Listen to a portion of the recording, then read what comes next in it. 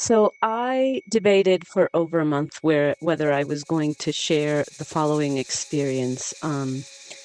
And it was not clear to me whether I should share this or not because it's around something in my life that was forgotten for a long time, that resurfaced during the pandemia, that became an integral part of the dark night of my first dark night of the soul.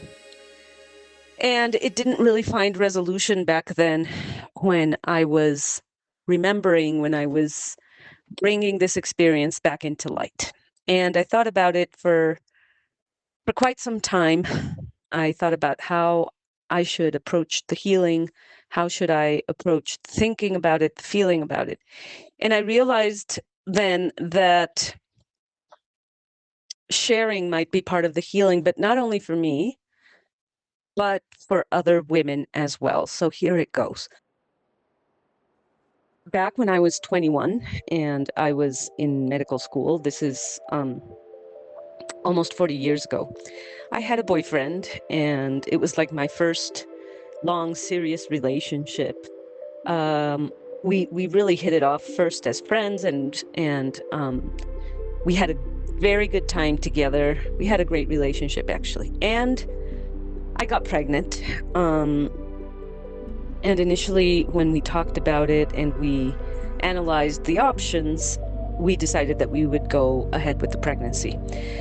So we went ahead and we shared with our parents that I was pregnant, and my parents actually were very supportive and they took it really well. And his parents, unfortunately, had received an inheritance right about the same time.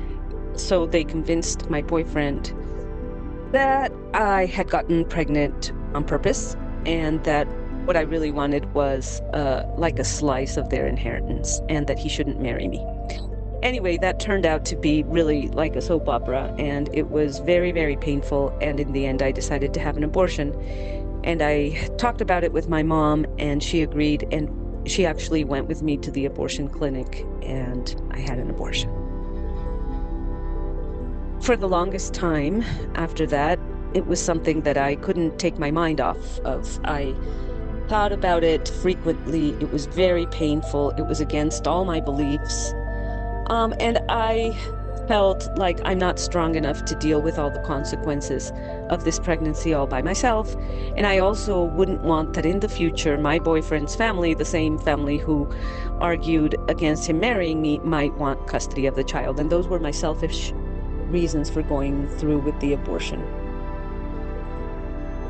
Fast forward in my life, and I get married for the first time. I have a child, and then I get a divorce, and then I get married for the second time, and I have my second child, and I have another divorce. My two children are boys. They're 8 years apart. The oldest one is almost 30, and the younger one is 21 years old, and we don't have a relationship. He doesn't want me in his life. He's made it plainly clear. He has his reasons, and he has like a whole narrative around this. And I've decided, after crying and being in pain for 5 years, that I have to accept this situation, even though it's been like grieving for a dead child. Anyway, in parallel to this situation, for the past 5 years since the pandemia, I've been thinking about reaching out to that ex-boyfriend uh, to engage together in some kind of healing ceremony so that we can um, talk about what happened and atone for those acts of irresponsibility that we engaged in when we were young. And I kept thinking about it. I asked a friend we both have for his phone number, and I had his phone number for a couple of years, but I was too cowardly to call him. lo and behold, a few months ago, he reached out to me. I started getting messages on my WhatsApp from him, and he seemed um, very nostalgic about our relationship and very apologetic about what happened to us. He came across as very contrite about having literally abandoned me back then, and he thought I had resentments against him, and I actually don't. I completely forgave him throughout the years, and I haven't thought about him really for a long time. But I thought, okay, this is a great opportunity. He's the one that um, opened up the door to be able to have a conversation about what happened. So a month later, I called him and I asked him if he wanted to have coffee with me, and he immediately said yes. So we met at the end of November and we talked a lot about all the things that have happened in our lives. And of course, we brought that subject up, and he told me that he hadn't been able to have a good relationship with any woman. And the fact of the matter is that he's always felt guilty and that he's always felt that he deserves punishment. So he would take any type of treatment from women, whether good or bad, and just take it in because he deserved to be punished.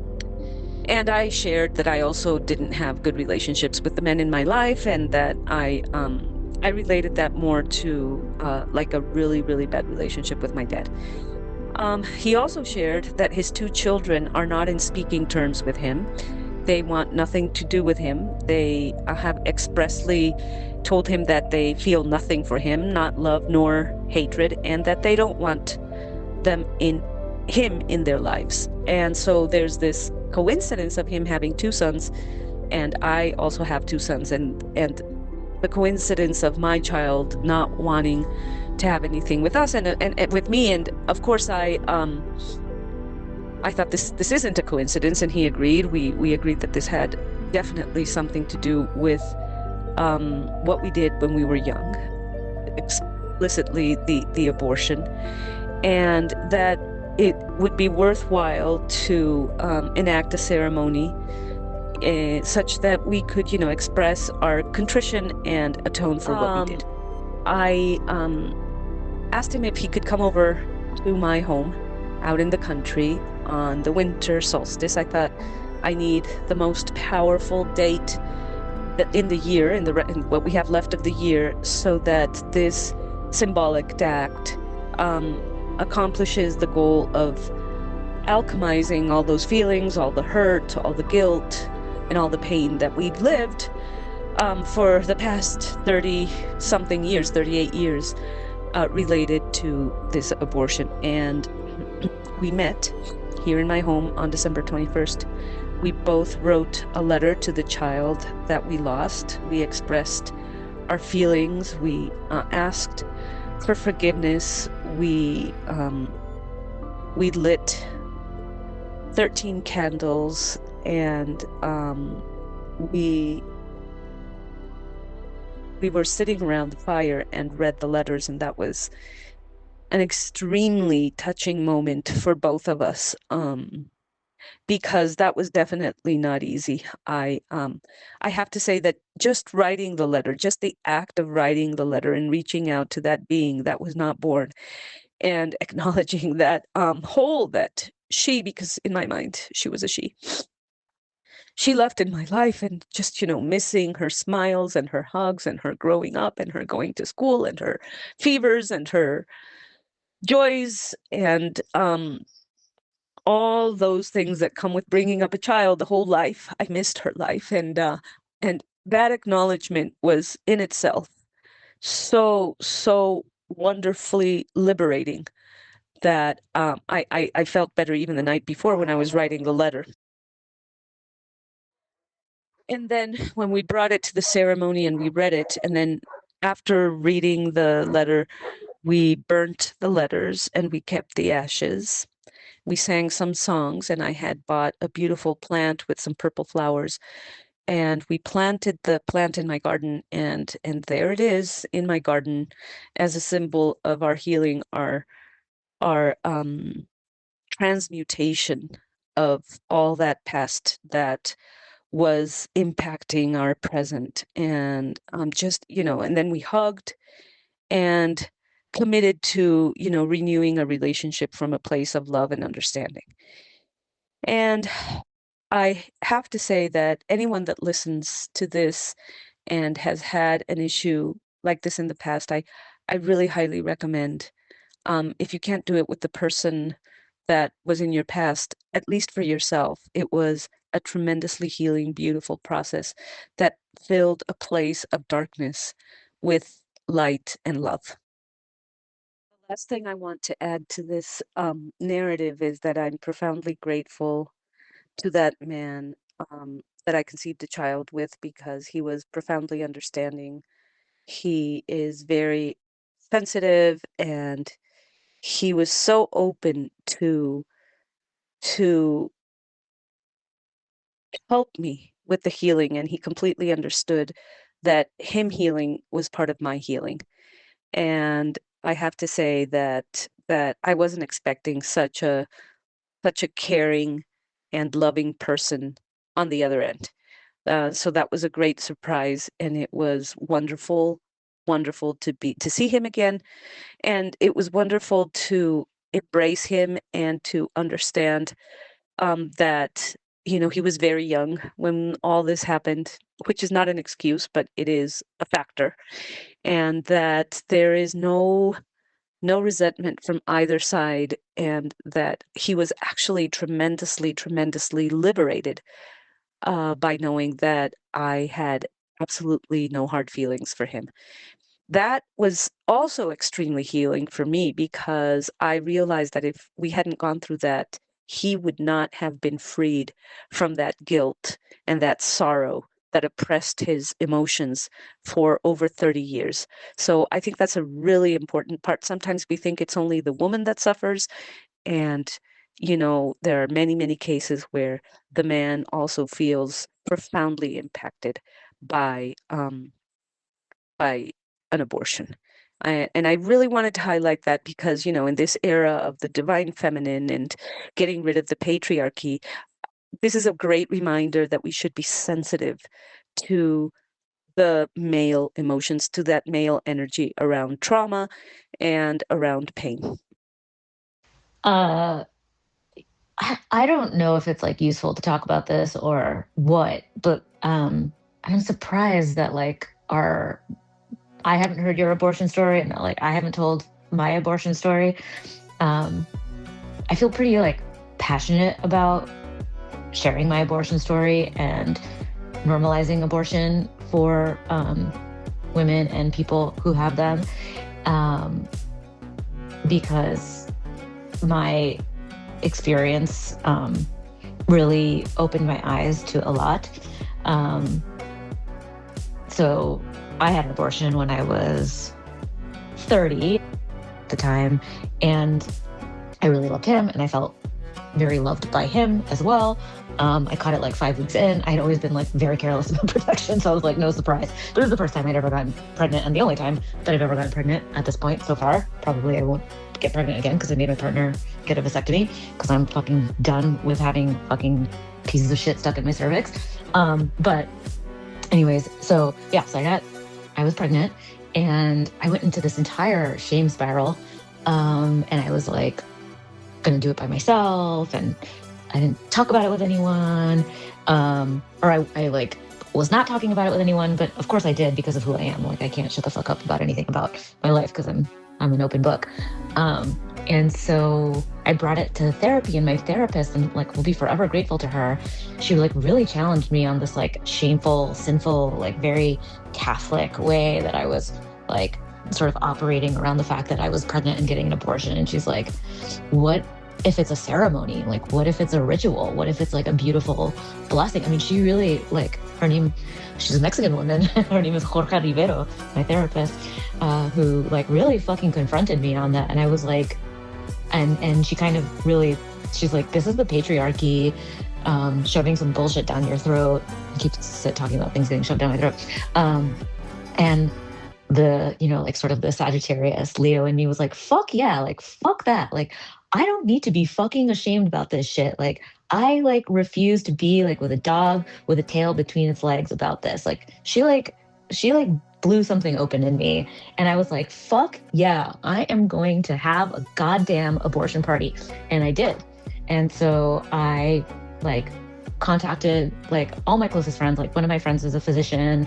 She came, like another friend of mine, she's like this like entrepreneur who was like, she was like the first woman in Canada to like make $1 million. I don't know. She like, I like contacted her and she like dropped everything to like come. Like, it was this like very magical thing, like very powerful women came.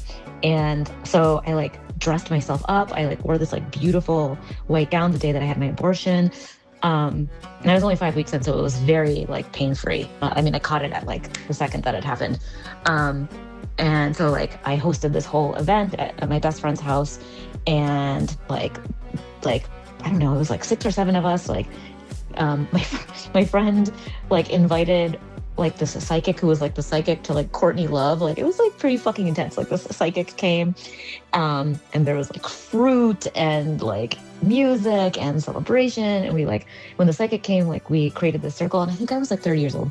Created the circle, and she was like, sometimes some souls are only meant to be here for a few days, and that's like their mission. Like, that's their span, and like that's what they came here to do. And I really like that has stayed with me.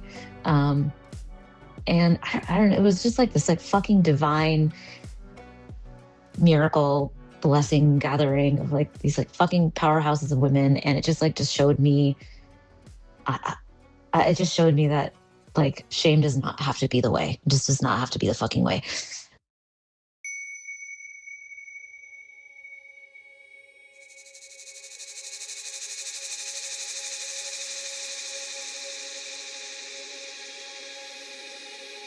So this perspective that you offer here is so surprising in a good way for me. Completely unexpected, because it brought me to a completely different paradigm of let's say of the symbolism of what, you know, abortion can mean to different people, and how to brave it in different ways, so to speak. I don't feel it's an easy experience for anyone, but I do think that pre-signifying the act and actually having a celebratory party around it probably eliminates the whole trauma around it. I'm by no stretch of the imagination a pro-lifer, but the idea of stopping a life prematurely certainly did contradict my beliefs at the time. And your perspective just brings a fresh new way to look at how to approach abortion, how to experience it, how to share it, how to conceive yourself around it. And I respect that very much. I think it is a great option for the women that might be going through this or might contemplate going through this. I think it's a great option. I think, of course, it's very personal the way you live it, but I don't think that option, that alternative, that perspective is offered very frequently. And I think it's a great option. It made me rethink my whole thing completely. So I really, really appreciate that. I appreciate that fresh look from a completely different vantage point that would have never crossed my mind. And thank you for those words. I am so blown away by the power of both of you and the paths that you both took in the decision and healing from the experiences of the abortion is so moving. It's beautiful, it's powerful, and it's so eye-opening. It's not a surprise to me that both of you used ritual as a way of healing. Huchina having a party and a gathering of energy to shift and the perspective and amplify the good in the situation. And Punto Cero, you, with the act of writing and connecting and releasing it all to the fire, it's so powerful and beautiful. And thank you both for sharing that and giving others these tools and this perspective on how to heal and grieve and move through so many different aspects of that particular situation,